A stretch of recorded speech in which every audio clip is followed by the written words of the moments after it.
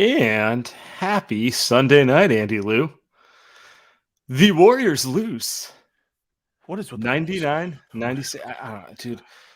That's a good mood. That you know what that voice is? That's a mask in front of you that's smiling, but like behind the mask, you're 100, crying. 100%. Ah! Cry, no, just angry. I could have watched Succession. Instead, I watched the Warriors trick away a game at home against the Minnesota Timberwolves that I think they needed. I don't know. I mean, do they? And like, is it good for them? Here's what I say. First of all, I could have been watching Caitlin Clark, who is incredible. I don't normally watch women's basketball, but she is freaking awesome. Could have been watching Succession. Do you want to discuss why you don't? Anyway, no. I don't have that much time, so I stick with it. I don't watch college hoops either. I watch college men's basketball. That was the worst loss of the season. Worst loss of the season for reasons, multiple reasons, but what you just said. We thought that the Warriors turned a corner, and they go out and pull off what is and what was their most disgusting crunch time loss. They've already pulled off one of these, 6 of these, 7 of these this season. This is a special one, Sam. All the vibes were good going to this game, and they pull what up at home. They pulled that off, especially at home. Worst loss of the season. So that pulls the Wolves up to a half game behind them, and they're still very much in that 6-7. You know, I texted you earlier today saying like, feels like there's no way that this won't be a 4-5 situation with the Warriors and the Suns.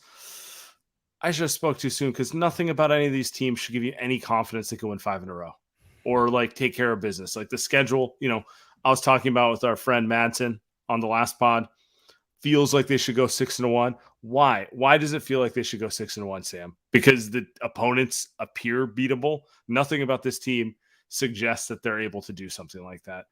Incredibly frustrating. All right, now I got that out. I mean, and the schedule is easy, like you said. I mean, we're gonna do it later in the show. Like we're gonna do it later in the show. But yeah, that was. And here's the thing: you can find blame everywhere. That was to me, that was a Steph, Clay, Draymond, just poo platter. All 3 of those guys, who are all 3 of my favorite players. But Steph, I mean, spent half the game doing cardio after he pulled 2 quick fouls. Bunch of bad decisions down the stretch. Clay, just chucking up bad shots all game. And then Draymond, I mean, what can we say? He was actually really good all game until the mind-bending turnover. I fire off the tweet, how can any Warriors fan hate him? The way he puts his body on the line right around the time that, Gobert elbowed him in the face. And I was like, damn, this dude just takes a beating. And lo and behold, he gives everyone a reason right after that with just an inexplicable turnover. I thought it was his fault. I also thought it was Steph's fault. For one, Conley was trying to foul him. The refs let it go twice. And then Steph, just hold on to the ball. I mean, you're the greatest free throw shooter of all time. Just hold it. They'll foul you. And I think they had one to give, they'll foul you again. Like, what are we doing here?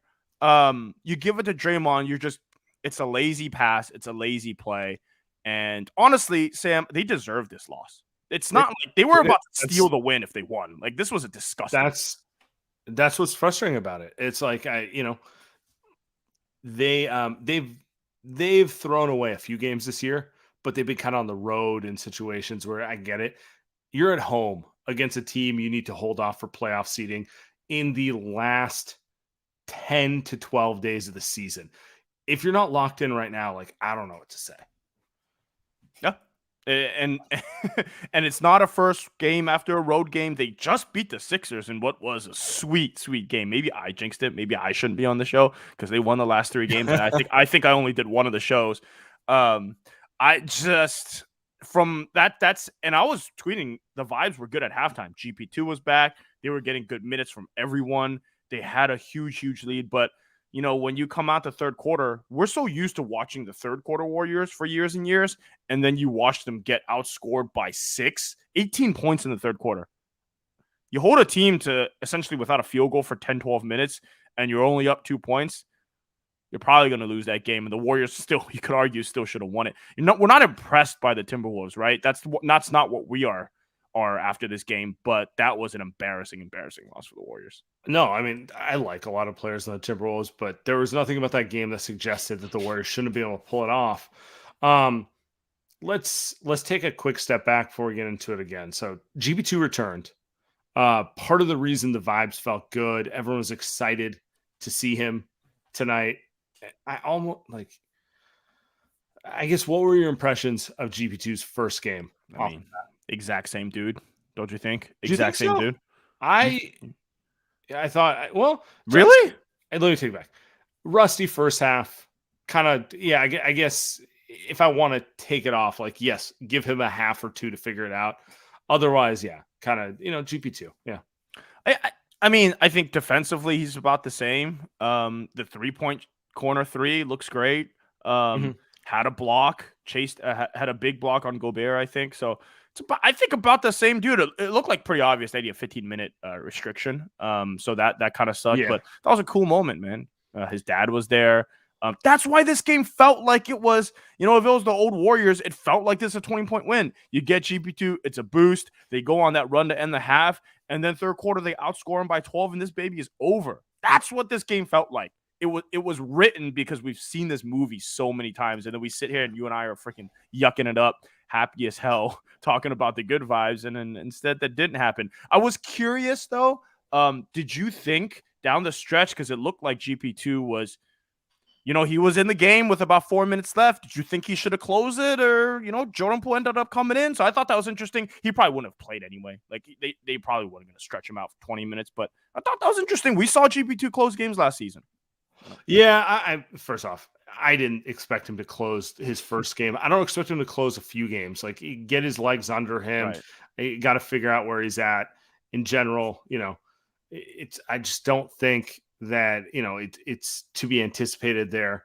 But getting back to the game a little bit, I mean, you mentioned it, Jordan Poole. I think one of the more interesting things for me going through this game was how much he was on ball and how much Steph was off ball. There is kind of the rush to blame Steve Kerr for that at times. But I don't know, man. Kind of got to put that a little on Steph at a certain point. You are one of the 5 to 10 best players of all time. You know how Steph operates too. He was trying to get other players going and picking his spots. The Wolves were overselling defensively on him, so he thought he'd use himself as a little bit of decoy. And when they lose games like this, that's where it frustrates me, where it's like, man, you should have asserted yourself just a little more at this point. Yeah, 2 different stretches in the game where he kind of just went out there and didn't do anything. Beginning of the second quarter and through the middle of the third quarter, where he's just running around. And same, right? He shot the ball 23 times. He shot the ball the most on the team. But it's really not about the shots that he was taking. It was more about he just went 5 minutes without even getting a good look at the basket, not to mention not score the basketball. I tweeted this out. We're watching college basketball. We're watching it the last couple of weeks. It's what it looked like. It looked like the Warriors moves were playing college hoops. It was just terrible motion offense. And then it's just a couple of dudes who can't really dribble, just chucking up a shot. I mean, that's what the Warriors look like. And Steph was kind of content with doing that. I mean, we've had this conversation. You're right. I mean, you answered it yourself. He wants to get guy involved. Jordan Poole ends up with 27. I mean, he had a pretty good offensive game. Yeah. Because he was able to play on ball. Yeah, exactly. So I don't know. It's it's what Steph does. How many times have we seen it? It's not anything new. It's just, I don't know. And then he's out of rhythm. I mean, maybe he's tired. Part of it to me is like he might be tired too. Like he doesn't want to play off ball or on ball the whole time. It's a lot of games, but you can also argue he hasn't played that much this season. So just a rough one overall. I feel like he's gone off ball more recently to get Jordan Poole going. Also, we know Steph likes to kind of operate off ball and kind of like float around and then just like, bam, bam, I'll take over when I need to, So a little bit of both, but in general, this team, I don't know, man, they just feel so mediocre. And we're not even talking about Wiggins yet, and we'll get into that later. Did you feel like, I want to ask you this before we get there. Yeah. Did you feel like GP2 made a significant difference on the defensive end in this one game in what is like 2 short spurts? Because I still feel like they're not necessarily forcing turnovers at the rate they need to, but also it's like it's his first game. I don't know. The Wolves turned it over almost 20 times, 17 times, which is just as much as the Warriors, but the Warriors have a fetish for it. That's all they do. So I thought he is. I mean, I thought he picks up their defense a lot. I was actually pretty optimistic about this game. It felt like it's like you watch the Lakers tonight. Now it's not the same situation, but you watch the Lakers tonight. They got beat down. Yeah, they got beat. That they try to integrate LeBron back into a lineup that they haven't. They just don't know essentially what they're doing. I think the Lakers will be fine moving forward. They just needed that one kind of feel out game. It kind of felt like that a little bit to me. Combine kind of inserting GP2 along with Steph and Clay just clanking every shot. Clay shot 5 for 17. Steph 8 for 23. The other thing I also think is important to mention along with that is they didn't play any minutes with GP2 and Dante. It's a lot of guards. So they didn't play any minutes there. Kuminga only played 15, and I don't think he was terrible. So I thought that was interesting. He made a couple good plays. I thought Kuminga should have played more. And then my favorite whipping boy, Anthony Lamb at 18 minutes. And they were not terrible, but we can't siphon 10 of those away and give it to Kuminga. It's stuff like that where it's interesting to me that you're going for high impact guys and energy guys in a game like that. That's obvious. Steph and Clay have no energy out there. Get Kuminga in there, man. Like, it's a story that we've talked about so many times. GP2 had the energy, and I don't know. So that's how I feel. I actually feel pretty good coming out this game about the defense, Sam. Steph and Clay sucked. They did. They're just terrible. So I don't, they both needed to make at least 5 shots more to get to their normal percentages. That's 20 points, right? So it could just be that simple. They went 13 for 40. 40. Yeah. That's impressive. It's like me shooting. Yeah. We could be overthinking it. It could just come down to, bro, if your 2 best scorers can't get it going, you're not a deep enough team to figure out a way around that, which, to be fair, is something the Warriors have been able to do in the past when they've had good rosters. They can get through those games where Steph and Clay are both like 6 for 18 and get a W. But tonight they couldn't. And I think one thing to note about that too is just Kerr's doing hey, we're going to play Steph 10 minutes. Take him out the last 2, start him the 4th, then take him out again. It's the substitution pattern that he did last season, and I think you talked about it earlier. It helps pull a little bit, get rid of hit some of the other guys, but come on, just go 12. That's what Steph is great at. Close quarter, sit 6 minutes, come back in. Stop overthinking it. Yeah. I mean, it feels like every coaching decision for this roster, which is incomplete, is you do one thing at the cost of the other thing. It's never one move that makes everything better. All right, you pull Steph out earlier and move him off ball to get Poole going. That's great, but then it takes Steph out of rhythm. You go with Dante in the starting lineup because he makes more sense with Steph and Clay, but that's great, but it takes Poole out of rhythm. And on, everything it doesn't build off of each other in a way that better Warriors rosters have. And, I don't have critiques of Steve Kerr at a high level this season. Like, I do feel he could play Kuminga more and do a few things developmentally more. But in general, I feel like he's just constantly trying to put out fires instead of being able to build something. That's a good point. I hadn't thought about it that way. I mean, yeah, GP2 comes back and he's taken all of Kuminga's minutes. It's pretty obvious that's GP2 15 minutes, Kuminga 15 minutes. And that's really not going into these last couple of games. Kuminga's been awesome. Is that what you want? No, right? It's not. It's not. Yeah. And he comes in and he's yanked so quickly. He doesn't get to make a full impact.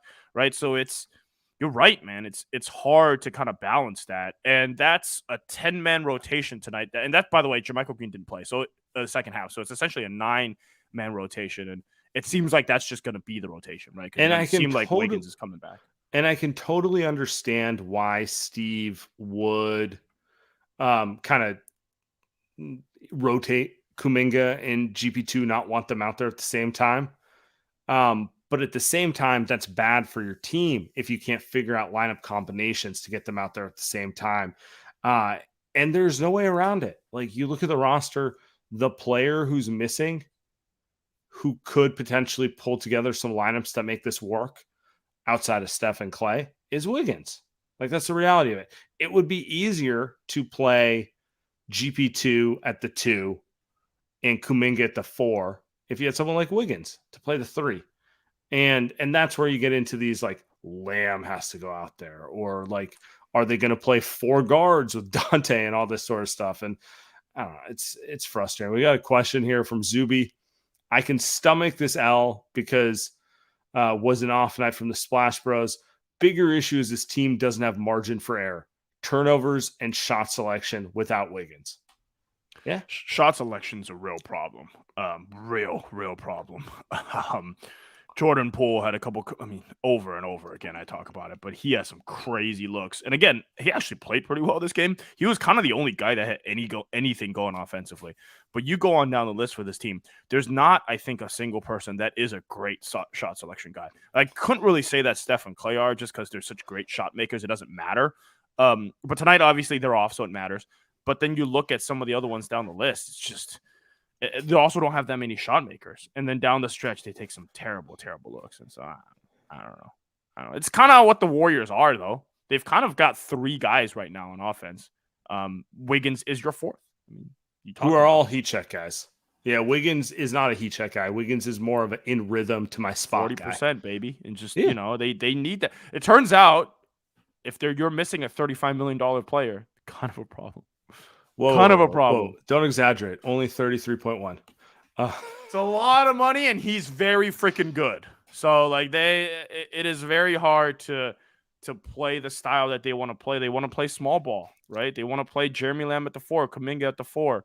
It's hard to do that consistently when those guys have to play up, and Wiggins is not out there. It's really, really hard. I mean, and let's be honest, playing small ball is about having wings who can guard multiple positions. Like, we can go back to like Iguodala. Iguodala is a 2-3 by nature, but he can guard 4s. He can guard 1s.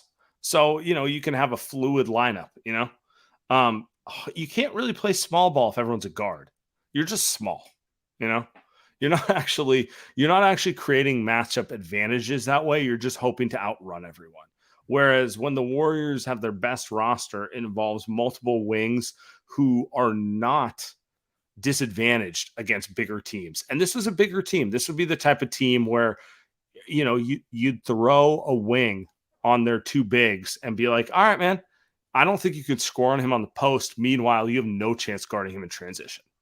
Yeah. I mean, that's when that lineup that they threw out there was Steph, Clay, Jordan Poole, and Dante DiVincenzo against the Grizzlies was one of the funniest lineups that I've ever seen. But I also can't. But that's exactly what's the problem with this team. Yeah, it's a roster construction issue mixed with a bunch of other things, and I don't know, man. You said you don't think Wiggins is coming back. I don't want to beat a dead horse, but like also. If he isn't coming back, where exactly are they going? So maybe let's talk about that before we get to some voicemails or some questions. But I'm looking at the schedule here: New Orleans, San Antonio, at Denver. Maybe you could throw it up here. I'll link you I got you. It's okay. It's an easy schedule. I mean, I thought tonight was a win, but Minnesota's a decent. They've got talent. Anthony Edwards doesn't look healthy. Shout out to Ant for playing through that ankle injury, but he's not healthy. Cat's rusty. Ended up playing well, but that's a tough team, Sam. I mean, that's a tough team. But you look at the rest of the schedule though. It's New Orleans at home. I mean, you would think that's a win. San Antonio at home. Jesus, man, if you can't win that one. And then at Denver is a tough one. And then you've got Oklahoma City. Who knows where they're going to be at that point? Maybe they'll shut down Shai Gilgeous. Sacramento will 100% be shut down at that point. Yeah. So and then Portland's already shut down. They already shut down Dame. So you can argue that's 1, 2, 3, 4, 5 wins, right? I would have given this game kind of a 50-50, but those games are easier than the one that the Warriors just played. You would think. I mean, you go 5-1, the team's going to have 44 wins. I mean, that's a 6 seed. Right. So, yeah. But your question is where are the Warriors without Wiggins? I mean, yeah, you're probably, if you're playing in a first round series against Sacramento, I could see a win. If you're playing a first round series against KD and the Suns, probably not. You don't have enough defense. So Yeah, to your point, like we're looking at the standings and the loss tonight. They're in the 6th spot. They're a half game up out of falling to the play-in. They're also a half game out of moving to the 5 seed. Classic. This is all going to be fluid the rest of the way. I think the only thing we can be confident about is no confidence, honestly. Like and by the way, I think this applies to the Clippers, the Lakers, the Wolves, and the Pelicans too. Everyone's kind of a 500-ish team, right? Everyone's kind of messing around. Like you get a big win, you get a big loss. They're all going to be between 40 and 44 wins at the end of the season. The difference, I think, for me is that the Lakers have everyone healthy, so you're gonna at least put forth your best shot if you're a Lakers fan. The Timberwolves have everyone healthy now. The Pelicans, who knows about Zion? The Clippers, who knows about that? And then the Suns, you get KD healthy, right? So it feels like the Warriors are more in that Clippers and Pelicans range where it's like, well, you don't have everyone healthy. Vibes are good with GP2 back, but you still don't have Wiggins, and that's the tough part, because even if you get in, part of the dream for if you're a Warriors fan is that you get in fully healthy, like they did last season. They got in. And I mean, and let's be real. Like none of us give a crap about a first round playoff win and a loss in the second round. You know, like this is a team that's won 4 titles. And I do think if they have a full roster, they have the capability of running it back. But the expectations are higher. The expectations are not. We made the playoffs, like, I'm wearing my A's hat. That's my A's expectations. Like just being real about it, I nothing would make me happier than seeing the A's win a title in my lifetime again.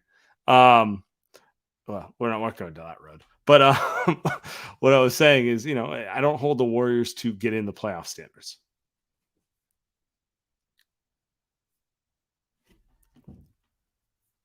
Yeah, mute. I was gonna say, and it sucks because you would think they can't get too far without Wiggins. It's just they're coming down the stretch here, man. They're coming down the stretch. There are 2 weeks to go. I think they'll be fine schedule wise. I saw enough tonight where you think like they're gonna win a majority of the rest of the games. At this point, the question is the question.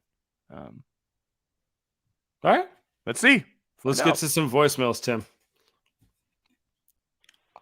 Sam, Andy, what's up, boys? Catastrophic L tonight. Pretty much guarantees the play-in, right? I mean, they're going to go 3-4, 4-3 these last 7. That's kind of just who they are. So, pretty awful loss. I'm going to go watch Ted Lasso. Night, boys. Have a good week. That feels more like a vibes take than a schedule take. I agree with you. If they handle their business, they should stay out of the play-in. But I understand why our friend here would think that's not going to happen. By the way, Ted Lasso, come on, man. It's Succession night, man. The Night Agent is out on Netflix, so if you want something really mediocre as well, you can watch that. You make the point that I think is we should just title that. The pod is the team trying to win a freaking championship, man. You beat the Sacramento Kings in round 1, so what? So what? You play-in game, so what? I don't know if they're gonna do that either, but yeah, exactly. I mean, they're not. It looks like they're not gonna. I would say they're not in the play-in game, but at this point, I don't think that was that on the aggregate bad of a loss. But you watch it, you just watch the last 5 minutes, and you're just like, yeah, that was the worst loss of the season. But there are things within the game you could say that leaves you optimistic about this team. But then you watch the last few minutes and you're just like, yep. These are the Warriors that I know. They are so much like that play-in team, Warriors team. There's so I think it's because you saw the win in Dallas, and then you saw the win against Philly, and that's all you needed. You needed 2 good wins, although increasingly it's debatable how good that Dallas run of Willie was, but that felt like their last stand. That felt like you see a couple of those, you're like, we're back.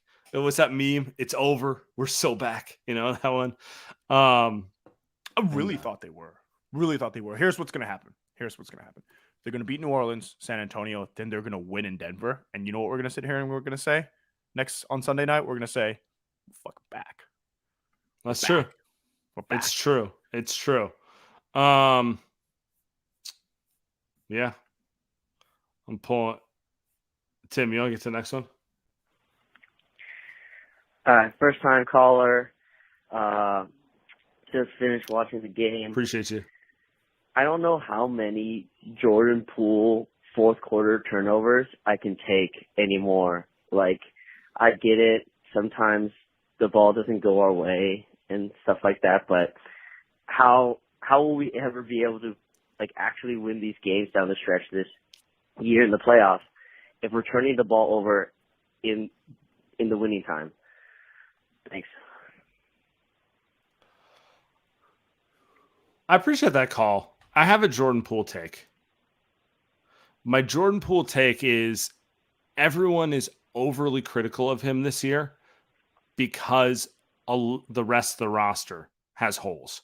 Like, he is at fault for the fact that your $33 million wing is not in lineup. Like, he is in fault because Bob Myers did not sign a single big man to back up Draymond or Looney. Like, he is at fault that they've been playing a 6-man rotation for half of the season. I get it. The shot selection leaves some to be desired. Some of the turnovers are egregious. And quite frankly, the decision-making, just it's erratic, all that sort of stuff. End of the day, he's being asked to do too much because they lack players at other parts of the roster. And he's played every game. I can't rip a guy who continues to show up when there are bigger issues at hand. There's bigger issues. He also was good tonight. So I find it hard, and I'm number one, Jordan Poole kind of critiquer, but he was good tonight. I mean, he made some dumb plays, but that's everyone on this team. So I have nothing to say about that. He also, and I wasn't here doing the Philly game, but he was also awesome closing down the stretch in that game. I think life is going to be a lot easier with GP2 next to him. He just needs people that can defend around him. It's like a young version of Steph Curry. Just give him people that can defend. He's going to make life a lot easier. And these last couple of games, he's been good. So I really have nothing to say. He has been good.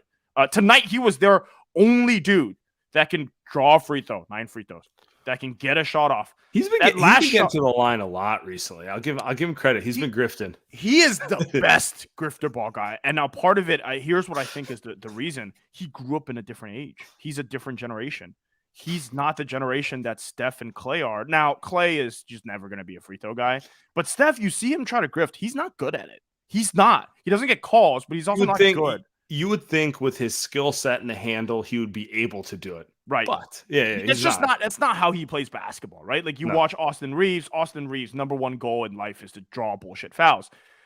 Same with Luka, same with James Harden, but that's not Steph. But you can see Jordan Poole, just the way that some of these kids grow up playing basketball. He's just really good at it. He's not as good as Trae Young, but he's good. And then that's the Warriors needed that tonight. So I don't know. Tonight was not the night for me to say anything bad about Jordan Poole. 27 points on 8 for 60. I mean, dude, come on. Yeah. All right. And that last turnover was also on Steph. Just, I don't know what he was doing. I don't know. Steph was space cadetting all day tonight, man. It's just one of those games. Go for it. Yeah. All right. So that game was bullshit. The only positive thing that happened was defense came back. So the only thing that's on my mind is GP2 is back, and it is time to finally cut Poole's minutes, because clearly he is a love of the fame player who thinks 2-for-1s are some cool thing that you can do for IG models, and really thinks that basketball is like a game of Foursquare where you can just do a whole bunch of bullshit and still win. Like, no, I'm tired of it, bro. I'm tired. He needs to understand to take better care of possessions. The turnover was annoying. Taking a 2-for-1 step back 35-footer if he realized that if he just attacked the space given to him, he would have gotten the 2-for-1 anyway. Like, no. Like, GP2 should have closed. But also, Dre, that was a terrible pass. You're an idiot. Steph, make your freaking shots, especially when people are complaining about doing more pick and roll. Like, God, everyone needs to be better. But my gosh, Poole cannot close for the rest of the season, bro. Especially with GP2 back. Ooh. We talked about this earlier. I'm gonna let you opine on it because you feel stronger than me on this, but I don't think Poole is the reason we lost, and I don't think Poole's the reason. I think Poole should close the game Tonight? Yeah. 100%. I agree. Even before he made that big three, I was saying how he should close the game. But in the playoffs, I mean, I wouldn't mind GP2 closing the game. It kind of just depends on, is Steph does he have 40? Because you see a lot of the thing with Poole and Steph is that Steph has to play off ball for Poole to be full. Like Poole can play off ball, but he's not as great as it, obviously. So him on ball is better for Poole, but it takes away a little bit from Steph. But tonight was a night that he should have closed. They win that game, man. They didn't lose because of him. They lost that game because Steph didn't hold on to the ball and Draymond threw it to Kyle Anderson. Hey, by the way, Kyle Anderson, love him. Love Kyle Anderson. Love slow-mo. You tweeted that he should be Livingston a Warrior at some point. Yeah, Livingston 2.0. I mean, he's great on defense. Just gets to a spot. Doesn't make bad plays. Hits a three here and there. I mean, he's just a really good basketball. Jaden McDaniel is just a fun basketball player. The Wolves have a lot of fun players. I don't know if they'll ever figure out the Towns Cat Ant combo, especially on offense, because it's so cramped for Ant. It's really hard for him to play. I maximize him with Gobert and Cat. It's hard.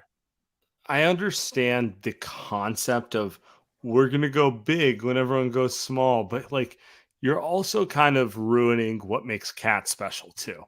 Like no center can handle a guy with that level of skill to take you out in the perimeter. And now you're making him a 4, and like, to be fair, he can still cook fours, like he can shoot that well and that sort of stuff. But it's just like, it's such a, whatever they want tonight, but it's hard though, right? Because they bring in Gobert because their defense is terrible with Cat. True. Right. So it's like, They should just trade for Draymond. Is available for pennies on the dollar, right? I like Cat. I want to hear his interview tonight. Did he change his voice again? Is his voice deeper than usual? He's great, man. The guy's hilarious. He's hilarious. I mean, hit the game winner, dude. Some stones to hit that shot. But dude, that's the thing. It's like he has a lot of qualities that like make you cringe, but I'm like, don't just because he's kind of like dorky in that way, don't think he won't kill you on the basketball court, right? I don't think he's generational, but guy can hoop. I mean, there's not a lot of 7-footers who can shoot the ball like that. That much I know. Facts. So, but yes. All right, let's go next one. Hey, Sam and Andy, Jack from Chico here again. That was fucking brutal. But wanted to provide some silver lining maybe. As shitty as that was fucking shitty. Boys came back and they were able to string together some good stops. They took the lead and they looked really good up until that Draymond pass. So yeah, I mean, that fucking sucks, but they look good. And it's just a bummer way to go out in the last 20 seconds, but I don't know, maybe not, don't want to forget about all the good things that they did, to get themselves into the position to win. So, all right, rest tight, boys. Good night. Yeah. I think it's time for us all to get to Succession, right? Yeah. Tim, we got any more? Oh, I believe that is it. All right. Should we call it a night? I mean, we're going to be back Tuesday. We're going to post game after every one of these shows. Yeah, I mean, I don't have too much else to share on this one. Sometimes you got to just, oh yeah. Let's talk about this before we get out of here. By the way, okay, who's the big man who annoys the Warriors more than anyone? I know where you're going with it. Let's talk about it. So it's like probably Anthony Davis, right? then probably Giannis, Mm. or in some order, right? Mm. And then it's Naz Reid. He hit a transition 3 where he literally looked at the Warriors bench, then looked at his toes to make sure he was behind the 3-point line, and then he went up with it, and there was no doubt in my mind it was going in. No doubt. The Warriors might be better off playing this team with Rudy Gobert instead of Naz Reid. Like, if you told me that Gobert's not going to play in a Warriors-Wolves play-in game, I'd be like, all right, cool. That's not good for the Warriors because Naz Reid's going to get all the minutes. It is ridiculous. He turns into Cat when he plays the Warriors. Now the Warriors are playing 2 Cats. Mm-hmm. Special. He's special. That's a generational big man, Sam. Generational. Heard he's going to be a free agent. Maybe the Warriors can go get him. Oh my God. Yeah, he's not 6'2". Not on the list. Not on the list. Oh man. Okay, I'll throw one more thing out there. Steve Kerr with a quote. By the way, this is from the comments. I trust the comments. I trust the Light Years Goons in the comments, saying that Steve Kerr said we didn't deserve to win. There's no need to play this motion offense when you've got guys that can handle the ball. Just how many times do we talk about it? Enough. If it doesn't work for 4 possessions in a row, Steph, just run a pick and roll. It's not rocket science. You don't need to prove to us that your offense works. You don't need to prove to us that Princeton should be in the Final Four. Just let these guys play basketball. Just let Steph hoop. And, Florida Atlantic, baby. I love FAU, dude. That's my team. They are fun. FAU is my team. San Diego State's a rough watch, but obviously I'll be rooting for them. California team. There's no reason. It's not like Minnesota is this, they're not the Boston Celtics on freaking defense here. Just let them cook. Just run a pick and roll. Run an ISO. I don't know. Steph spent 12 minutes tonight running up and down the floor. I don't know what he was doing. I don't think he knew what he was doing. Draymond's out there just hand-offing into 3 different people, trying to do some crazy squeeze pass into 2 guys. Enough, Steve Kerr. Yes, you guys didn't deserve to win, and you were part of that. So, enjoy the L. They learn another lesson. Yeah, they're undermanned. They are not as deep as they were, and they don't have the luxury of just being able to run their offense. Sometimes you just got to mismatch hunt. Sometimes you just got to be like, you know what? You know who can't guard Steph Curry 30 feet out? Rudy Gobert. So get a switch and let him cook. That's it. Thank you. It's that simple. It's that simple sometimes. So no one deserved it, but whatever. All right. We'll be out of here. Appreciate everyone.